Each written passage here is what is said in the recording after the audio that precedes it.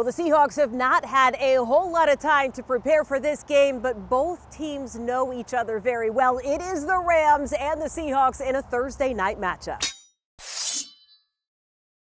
Jen Mueller alongside John Boyle from Seahawks.com, and I think the overarching theme of this one is Shane Waldron against his former team. I cannot wait to see how this plays out. It's a really fascinating chess match.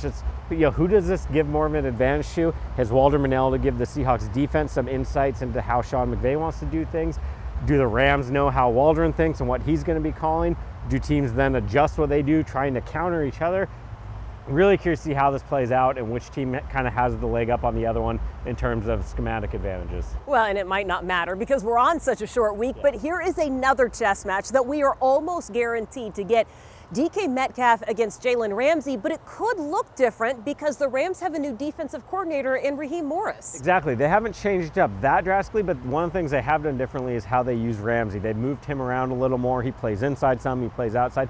We know he'll see DK Metcalf some. In past games, he's followed DK Metcalf around a little bit. The Seahawks have countered sometimes by moving DK Metcalf away from him. So how much does Ramsey cover him?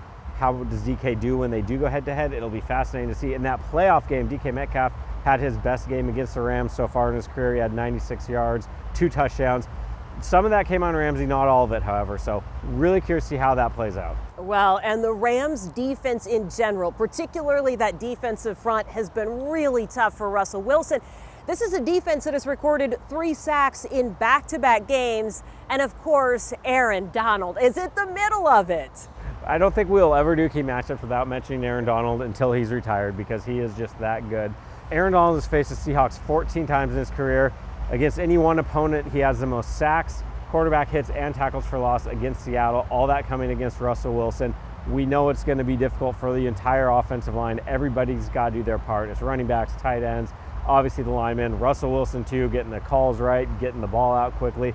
Russell Wilson said this week that Aaron Donald's the type of player he's going to tell his grandchildren about sitting in his rocking chair. I hope his grandchildren can block because I feel like an 80-year-old Aaron Donald might be chasing Russell Wilson around trying to knock the rocking chair over. He's just that relentless. He certainly is. And here's what else we know about this game. Sean McVay and the Rams have had the upper hand against the Seahawks, but the Seahawks are very, very good in prime time. We will see how this plays out on Thursday night. You can catch the game on the Seahawks Radio Network. John's got you covered with everything you need on Seahawks.com.